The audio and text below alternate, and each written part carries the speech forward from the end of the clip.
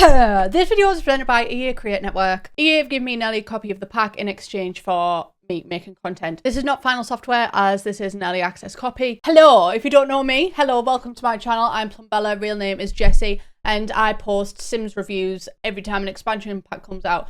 Always honest, not always positive. Hey, that's just me. The fuck Mike's Mike, because he's given me the Olivia Wilde head nod. Nod. This is the review of The Sims 4 For Rent. I'm one of the lucky few whose accent does not butcher that name. But welcome into The Sims 4 For Rent. You might already be thinking, can we literally not already rent? Is there literally not an entire expansion pack that's already based around renting? Can we not already rent in Eco Lifestyle? And honestly, babe, I had the exact same feelings. Honesty to honesty right now, I had the exact same feelings. And I was like, boring. Yawning. Is this going to be another My Wedding Stories type of thing? But I actually really enjoyed my time with this expansion pack. Like, obviously, there's some things that I would improve, and we'll find that along the way. But I was pleasantly surprised. But maybe it's because my standard was so low going into it. Like, I went into it kind of expecting a My Wedding Story situation. Thankfully, that didn't happen, you know? So first off, let's jump in and create a sim. We have 4 new traits, which is technically 5. But so actually, you know what? I'm going to be kind and I'm going to say we have 5 new traits. We have cringe, which is beautiful. Your Sims will just be cringy. I love to see it, and they can do cringy things to each other. There's nosy, which kind of plays into the secrets thing, but also you can offer unsolicited advice to other people. There's generous, which is generous, babe. Like, literally, give me all of your money right now kind of thing.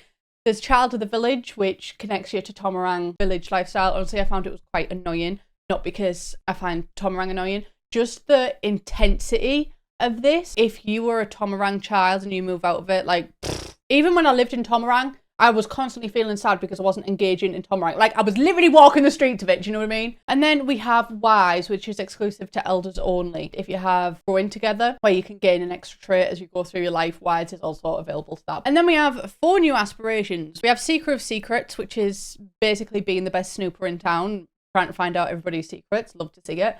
5-star property owner, which is being the best landlord. Fountain of Tomarani knowledge, which is more of a tutorial on the entire world and how to play the game. And discerning dweller, which is being the best tenant. Unfortunately, I'm quite sad that there wasn't an option to be the worst landlord or to be the worst tenant, because I know that those two exist in real life. Quite unfortunate that those aren't there. I mean, you can still become the worst landlord and the worst tenant, but I wish you could aspire to that. Do you know what I mean? And then in terms of clothing, I don't know. Honestly, I'm not the biggest fan of Creator Sim for this one. Oh, that feels awful for me to say.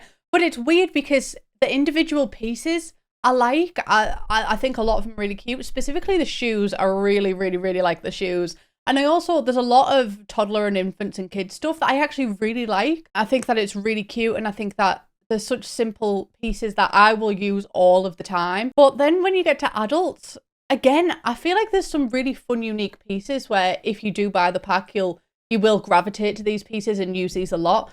But also for the rest of them, it all just feels quite hodgepodge in matching. I was like, oh, I like this top, but what am I going to pair this top with? Or I like this top and these shorts together, but the swatches aren't quite syncing up. So I found it quite difficult to match them. And I didn't want that to happen because, like I said, a lot of them are quite unique pieces, although that might just be like my own limitations. Do you know what I mean? I do wear joggers and a sweatshirt every single day, so it might be my own fault that I can't really find items that match. Positively though, one thing that does stand out to me is the trousers. I don't know what it is about these trousers that they've included in this pack, but they've kind of nailed the trousers, basically on the placement and mesh of them. I also have an issue with the Sims trousers, specifically on a feminine frame. For some reason, you put the Sims trousers on a feminine frame, and then the feminine frame's like, you know, like it just doesn't fucking fit them. I don't know. I love the cut of these trousers. They're not like high waist, but they're not low waist. Perfect in my opinion. They're really good. Honestly, I want them. I want them in my own life. I would wear them a lot. And if they're just sit, do you know what I mean? Like, GG to the Sims team for the trousers. I wish I could find matching tops for them though. But I would say though that all of these items really do fit to the theme and of the world and of the pack as well. And also one good thing about it is there are a lot of styles to suit a variety of ages. There's a fair few outfit ways that you could be like, yeah, I could see an older person wearing this, like an elder.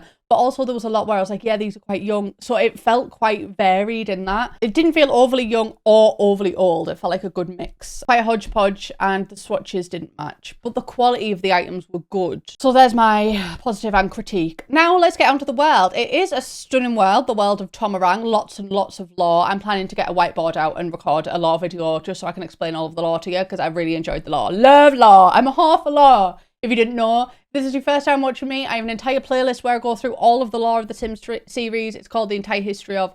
I really recommend it, guys. There's 9 lots in this world, in the world of Tomarang, compared to 21 in Willow Creek. It is a small world, and it felt small. I'm not going to lie to you, even though there's rental properties in there, so you have like multiple houses technically in one lot. The world felt small to me. There's only 2 neighborhoods in this world as well. The first one is Morrinsong, which is like the town centre. It's more urbanised, it's more built up. That's where your shopping happens and everything. And here we have the botanical garden, and there's not really that much to do here, I'm going to be honest. There's a bench and there's a cooker, but there's no real point to visit it. And also as part of an aspiration, you have to go visit the botanical garden. And I was stumped thinking, where the fuck is this botanical garden? Turns out I'd already been to it. It was just that lackluster. I didn't realise it was a botanical garden, because the botanical garden is like kind of facing around the general park, but there's not really, I mean, unless I missed it, there was not really that much to do there. And then we also have the night market, which was much more fun than I anticipated. I expected it to work like the Spice Festival in City Living, which is a comment I made on when I was watching the trailer, where I was like, this is basically City Living, but it's not. It's different. It's not just on a set date. It happens every single night, and you can buy food from there, but like City Living, you can also buy t-shirts. But you can also buy ingredients like flour. You can also buy marbles. So you can build your marble collection up. So you can get multiple things there. And there is different stalls. Only 3 though. And then the others are like placement stalls. And then there's also the fish market, which is opposite the night market, which honestly is quite unassuming. I didn't even know it would be there. I did not. I found this house and I could click on it. I was like, what is this? Because it's not referenced in any of the text. But yeah, it's quite unassuming, but I love it. You can buy fish there, naturally. Because it's a fish market. Also, on the opposite end of the neighborhood, there is a temple, and you can go in there, you can take your shoes off and everything, but it's just a rabbit hole, really. And honestly, when The Sims 4 launched, like, we're quite desensitized to rabbit holes now, but when The Sims 4 launched, the whole selling point of it was that there would be no rabbit holes, because you just sit through a loading screen. And there is just so many fucking rabbit holes. There are also 3 residential lots on this area. The community lot is the park. So the first residential lot is a home you can purchase. It's a 20 by 15 lot. The second is a rental property, which is a 20 by 20 lot. And the Kayaputri family lives here in this rental property. And then also one of these is empty. It's just an empty lot that you can go in and build yourself. And this is the biggest lot in the entire world, which is a 40 by 30 lot. Very much disappointing. Like, I'm just going to say it straight off the bat. Rental properties aren't limited to this world, so arguably you could go into another world that has a 50 by 50 lot and build a fucking giant, massive medieval village and have everybody live there. But this is the world that's shipped with the rental property pack, and I just feel like 40 by 30 being the biggest lot size that they offer, it was very disappointing. It kind of, I don't know, all of the lots are small, so building multi-property complexes was complex, babe. Like, it really put the complex in complex. It really did. The other neighborhood also is called Korsapa. It's a more relaxed place in tune with nature. It's not as built up. It's very much more filled with greenery and everything. And here we have the animal sanctuary, which is a rabbit hole and not a place where you can adopt pets from, which my stupid British white ass thought that you could, but no. It's a place where you can go and you can like adopt and sponsor tigers and stuff. And you can also collect items here, like a tassel, which is a new collectible, and you can also sneak in during the night time. This is also tied to the aspiration about like finding out about Tomarang culture and everything like that. And if you do adopt a tiger, you get like a little tiger plush and a little poster. It's really cute. And then we also have Korsapa Beach. It looks quite hidden away, and there is suggestions of law in Korsapa Beach, because it says if you go to Kunme's Beach and wait a while, you'll never know what you can find. So I was like, oh, literally? I'm still there right now. So I sat and waited by the beach. It's like snow on the beach, weird but fucking beautiful. You know, it was weird. Nothing came. I took it too literally. It just meant that there's like sand piles that you can dig up and collect tassels from there. Which sucks for me. Sucks to suck. Do you know what I mean? But you can also explore the cave. This just kind of works how other caves work in the game. It was quite fun. There was ways to find lore, but at the end of the day, it's just another rabbit hole. Do you know what I mean? And also, it's not like the D&D themed cave of the previous pack, but at least there's something there. I know that obviously. No, actually, I was going to say I know that it would be difficult to have a lot there because you'd have to swim to get there. But no, I actually think this would have been the perfect place to put a lot. This would have been a beautiful place for a lot. Even if it's a tiny 20 by 15 lot, just give me a space to put a lot. Because your Sims vanish off the screen anyway if they go to school, so there's no animation of them having to swim. Anyway, there's also a 20 by 15 residential lot. This houses the Bunma family, which is a multi-generational household. We also have an empty 20 by 30 lot, an empty 20 by 20 lot, and then a 30 by 20 residential property. This has the Lynn Sada family on the upstairs, and then the lower floor has the Lynn family, who is also related to them. She's like the auntie of one of the kids. And she proclaims herself to be the weird aunt, which bitch me to the fuck. I'll drink to that. Yeah. There's also the Screaming Gecko Lounge on a 20 by 20 lot, so it does have a community lot there as well. And that's the world. It does feel very small, I'm not going to lie, which is a shame because it's so beautiful, especially if you go around the animal sanctuary area. It's like places where you can see eyes staring back at you, and that's to do with the local law. The sounds in the atmosphere, you can hear like birds chirp. Like, it's just a beautiful world to play in because the sounds and the sights and everything, it's stunning.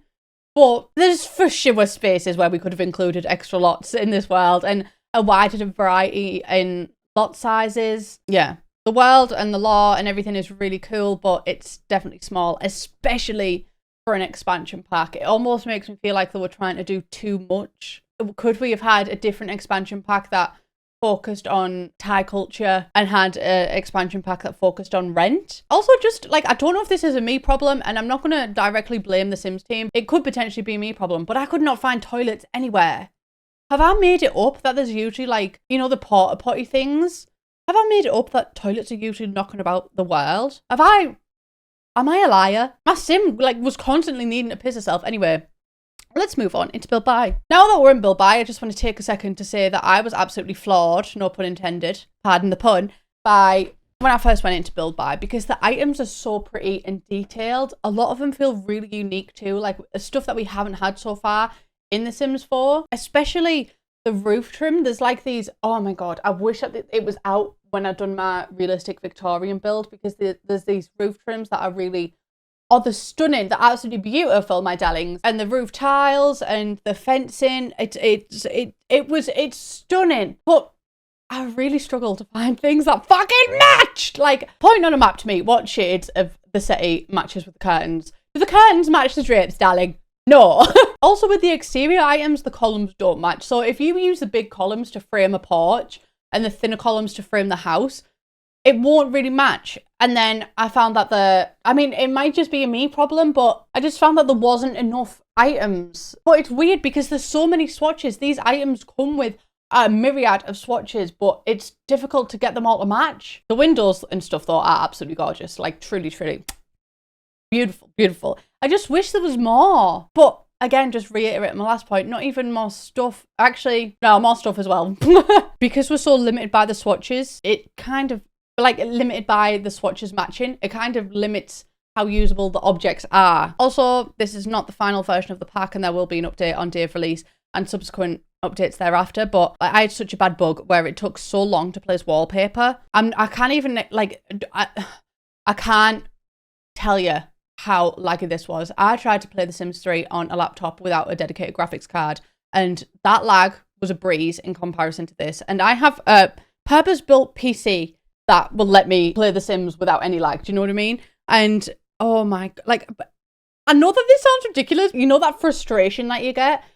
It had me like bordering on being close to tears because it was bordering on unplayable, you know. I kind of had to do it because I have a review to give to you, do you know what I mean? But I don't know if I would have finished the builds that I was doing if I didn't have that to do. Outside of wallpaper though, everything was fine, honestly. I didn't really get any build buy bug in with the objects, but I do hope that this glitch is fixed upon release. Now into the gameplay a little bit. So we're going to start off with being a tenant. So if you want to be a tenant, you can move into a property and you have a tenancy agreement. You can look over the rules, see if it matches with you. Some do have rules, some don't. Honestly, I found that if I was just moving into a pre-built rental place that didn't have rules, and the only way to get rules was to have another sim own a rental property, assign those rules, and then move in with those rules. So I do wish that some all came with rules, and they might do, to be honest. You know what I mean? I might have just been unlucky in that. But you can move into a furnished lot or an unfurnished lot, which is good. Do you know what I mean? That's good. But then if you move into an unfurnished lot and then furnish it and add like an easel or different activities, the rating will go up and your rent will increase. So The Sims 4 for rent said, know your place.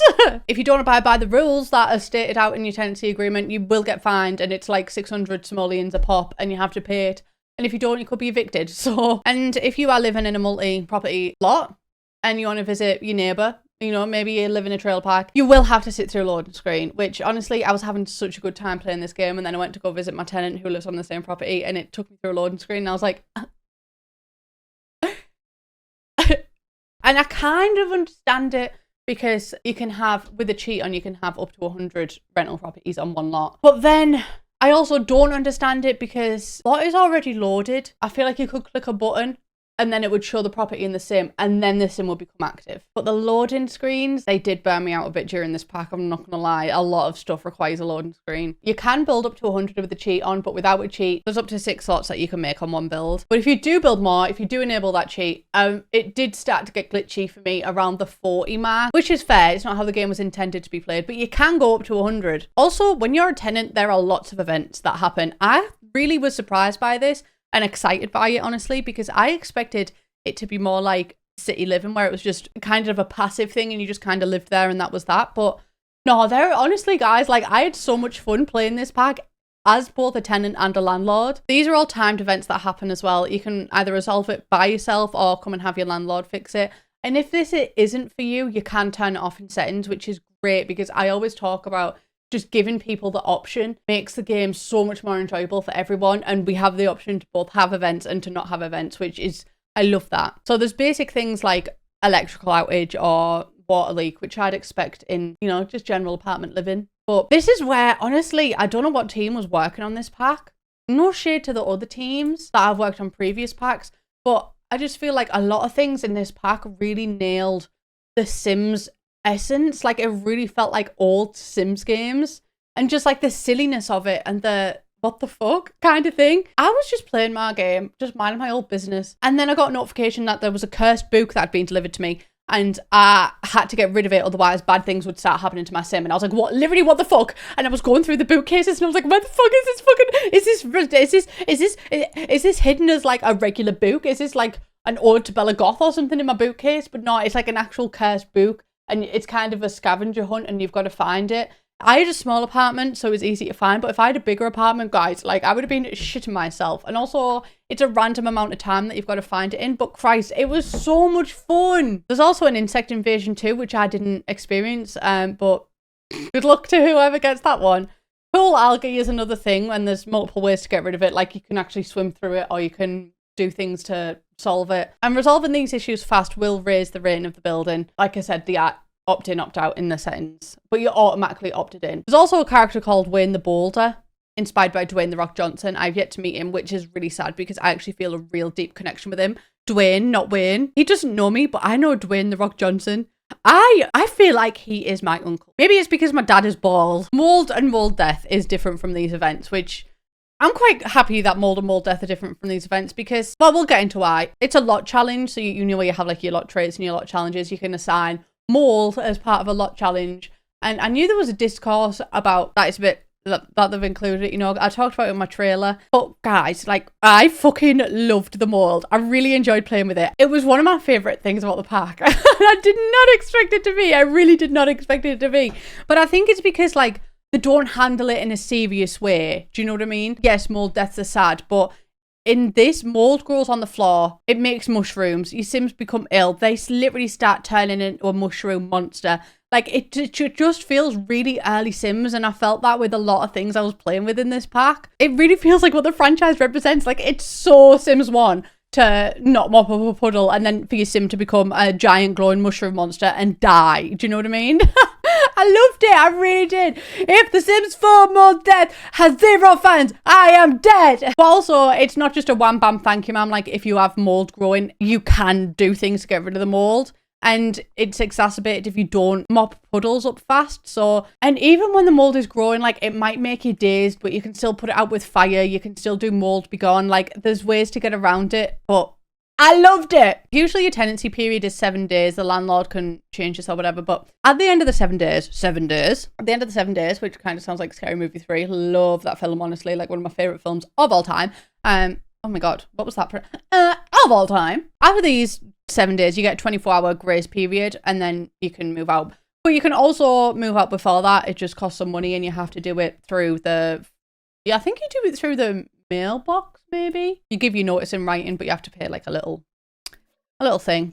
And for both the landlord and the tenant as well, you can access most things by clicking the phone, clicking home, and then you can like call the landlord over, view tenancy agreement. Also, this is not the final version of the pack. There will be an update the day of release and subsequent updates thereafter. But I did experience a glitch where I was not paid rent as a landlord, but I do hope that this glitch is fixed before release. Now, as a landlord, you can literally rent out anything, right? Anything. I loved it. I loved that it wasn't just limited to like an entire lot. Do you know what I mean? Like you can live on that lot. You can make a park and just like have an underground bunker and then it's just that bunker. Or if you have a full house, you can rent out the shed in your back garden. Or if your Sims moved out, you can rent out their room to someone. It doesn't have to be just on your property and it doesn't have to be a separate property. It's not like the Sims 4 City Living where the entire apartment is just kind of one room as well. You can select multiple rooms and set them to a new property on the lot. There's a little drop down menu and each lot as well can have its own traits and challenges. So whatever applies to one lot doesn't have to apply to another. And the shared spaces as well, which is excellent because like I said, say if your Sim moved out,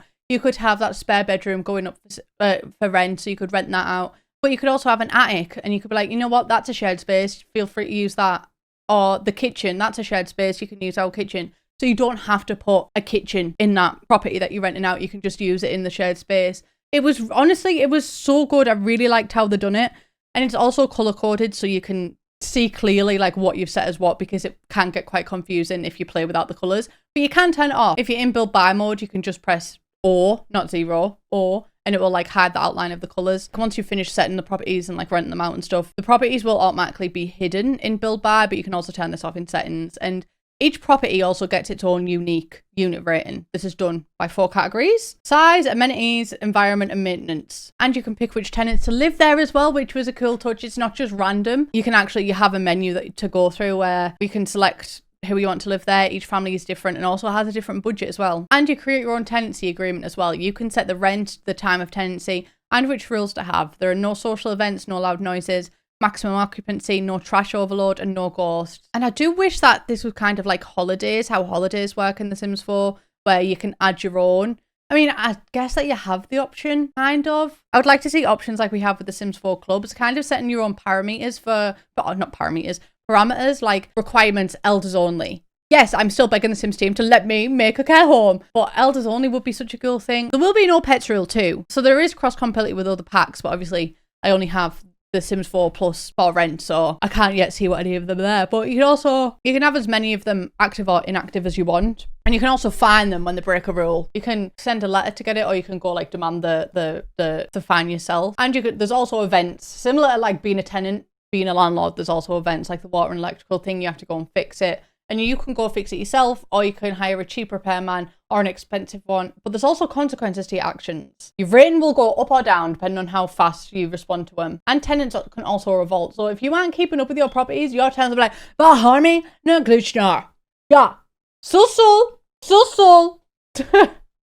And you can post a conciliatory letter, or you can like go and talk to people striking, but they won't always accept that. Like if you go and talk to them like, "Babe, I will literally give you better conditions," they'll be like, "Too little, too fucking late, bitch." So I found it quite difficult actually. But also my tenants were living in squalor, so you can also evict them justly or unjustly. If they break a rule, you can be like, "No, sorry, out." Now for general gameplay. Secrets is another gameplay mechanic, and this, for me, Secrets is a Sims 2 for PSP reference, but I'm not sure that I'm not sure if this is a purposeful thing, but it's similar to that. There's also an herbs reference in one of the items in Build By, which is fun. A little Easter egg. I hope that you can find it. Secrets are both my best friend and my worst enemy. I just need you to know that. Thank you. There are 2 ways that you can find out secrets, and it depends on if you have the nosy trait or not. If you have the nosy trait, you can just go up to a Sim straight up and ask them for a secret, and they will give you a secret. If you don't, you'll need to snoop for that secret, which we'll talk about snooping and everything after this. But there's a lot of secrets and they are quite fun and detailed in the description.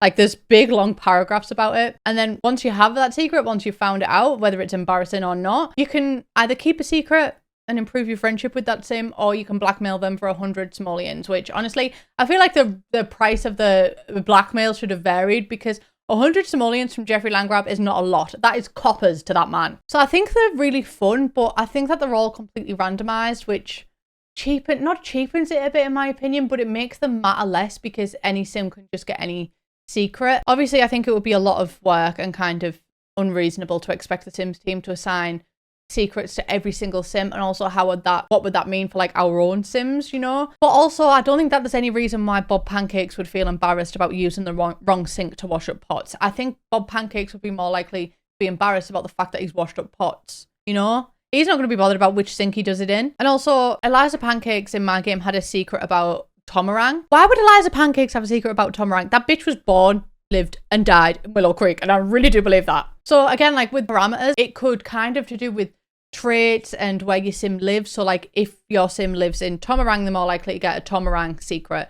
If your sim has the neat trait, they're more likely to get a secret about being dirty. You know, like Monica's cupboard in that Friends episode, that kind of thing. So it's actual secrets, but they're still fun. And I'd be interested to see if they'd be linked to milestones as well. Like if you got a milestone for keeping someone's secret or for blackmailing someone. I hope so. The only sim that did not have a randomized secret that I found was the Grim Reaper. He has a secret all about death. I tried another NPC, the Tragic Clown, and his was randomized. So only Grim has secrets that are specific to him.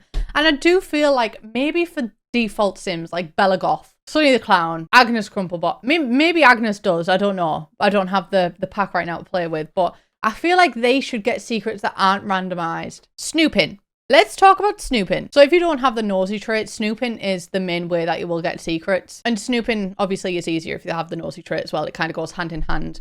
And you can snoop on people by eavesdropping at the door, eavesdropping in a conversation if two people are having a conversation, spying on people, which does nothing apart from giving a moodlet, but also it does have a cool animation with binoculars. It was quite fun. Or breaking and entering, you know? I feel like we kind of amped it up there, but breaking and entering. Once you've broken and entered, you can rummage through people's drawers, through people's beds to find secrets. Honestly, the loading screens for breaking and entering, it kind of killed me. But it was fun. It was a timed event. You had to get everything before people came back. And also, if you're a kleptomaniac, you steal things. But I feel like you should be able to steal things anyway. Like, why am I breaking and entering and not being able to steal things? But if you get caught, like if the property owner comes back and you get caught, they will, like, you can be physically attacked by the owner of the home, which honestly makes sense that it would be the owner because The Sims 4 is a lawless society and does not have police. Robbing is merely an abstract theory. It's free real estate. Snooping is also linked to the Secret of Secrets aspiration as well. So if you complete the aspiration, you'll get a Tiger Inspector badge, which can grant you access to people's houses. Because you're like, this is a Tiger Inspector badge. I need to inspect for tigers, thank you. We also have 2 new events, which is fun. A pool party, which I cannot believe that a pool party wasn't already. When I saw it, I was like, surely not. That's not new. But yeah, pool party is new. And potluck, which is basically everyone brings over the food and you all eat and be merry. But yeah, I enjoyed both of them. Not exactly groundbreaking, but I was happy to have events, do you know what I mean? And also, if you get gold, you get a lounger for the pool party and a grill for the potluck. And I do like the grill. Tomarang Truth is another aspect of gameplay as well. It's basically about like the lore of the Sims and the lore of Tomarang and stuff like that. If you're acquainted with Henford on Bagley, like the Henford Heart to Heart, I think it's called, it's basically the same type of thing. I did really enjoy it, but I am a whore for lore. And there's a new career as well. There's a part-time job as a handy person. Work from home for this or you can go to work. And I honestly, I'm happy to see a new career. Finally, let's get into gameplay objects. So marbles are exclusive to kids only. Only kids can play with marbles. And I don't know why adults can't play with them, but maybe when your frontal lobe fully develops at like the age of 25, at that point you're registered as losing your marbles, so therefore you cannot play the game. But you can also collect marbles from shops, and pretty sure I dug one up at the seaside as well. And these also have references to other things in The Sims, which I love a reference to other Sims things in The Sims. I love it, love it, love it. Then we have hopscotch as well, which can be played by both grown-ups and kids. And I love hopscotch. One of my favourite things from previous games is just shit for my Sims to do. And I'm really happy to have the addition of these two. Really love them. We interrupt our program to bring you this important message. It has finally happened. And we also have the kettle.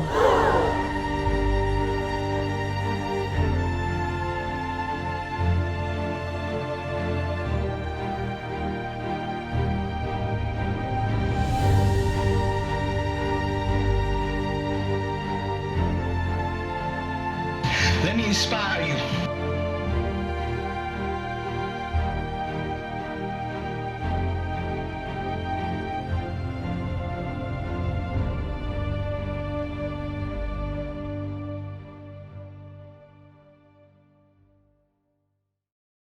I've been waiting my entire life to do a minute-long dramatic edit of getting a kettle in The Sims 4. Thank you to the Sims team for making my day.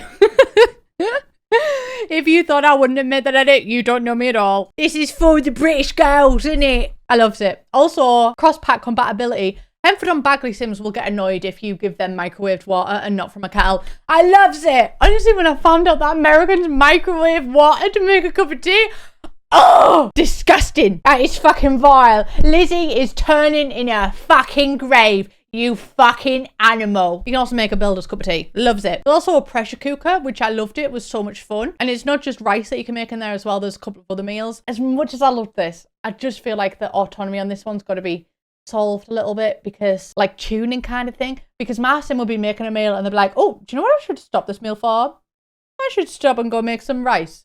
And it's like, no, bitch, can we just fucking focus on the task at hand, please? So, and also we have tassels, which aren't necessarily like a gameplay object, but they are a new collectible that you can find. And you can find these around the world when you're digging up sand piles, or when you're looting, or when you've broken into the animal sanctuary, do you know what I mean? Or if you're in the cave. And these directly reference the lore that's included with the pack. I really enjoyed them. And if you collect one of every colour, you can then combine them and make it into a top. But also you can just hang them on the wall. You don't need to combine them into a top. And then we have radiators. Honestly, I know that this is a Thai theme pack, but the British and Thai right now, we're like that, guys. I love radiators. I love them. I literally have one in every room of my house, which is, I never had radiators in my room growing up. Like, one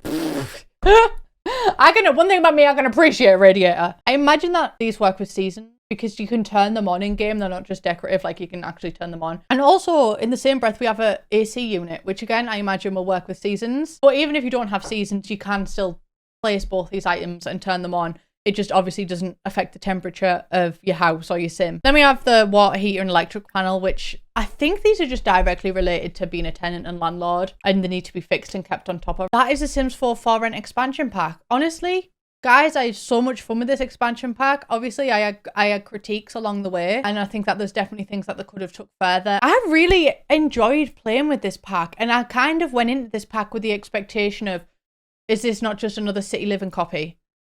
And in ways, I'm like, I feel like this could have... wait, no. I do feel... Actually, I've just kind of... I did really enjoy this pack. However, I really enjoyed the Thai part of this pack and the world and the lore. And I really enjoyed the for rent part of this pack. However, I do wish that the Thai part of this pack was kept separate and made into its own expansion pack, fully based around like the Thai culture, Thai experience. And I wish that this part, the for rent and being a tenant and everything, was shipped with City Living. So that's my critique. A lot of it felt like classic Sims to me, but the loading screens as well, honestly, were a huge... really just broke my suspension of disbelief, because I'd be really enjoying myself and then I'd have to sit through a fucking loading screen, then another loading screen, which I know is some people's cup of tea. I know some people have adjusted to loading screens in The Sims 4, and if that's you, I'm genuinely jealous, but I just have not adjusted to loading screens, and there are so fucking many in this pack. But I had fun, nonetheless. Like, it's difficult because, yeah, there's things that certainly limit it, but also I had a blast. I love the mole death. I want to kill all my Sims with that one. That was just so much fun in classic Sims. So yeah, that's my review of it. Let me know what you think of it so far. I think that some people will vibe with it, some people won't. I did. But that's everything I have for you today. I love you all so much. Thank you, EA, for providing me a copy of the pack to review. As always, no money was exchanged for the review of this pack. I'm free to say whatever I want. Hopefully bugs will be fixed on release. Please fix that wallpaper bug. Please subscribe if you haven't already, and I will see you in the next one. Bye, bitch!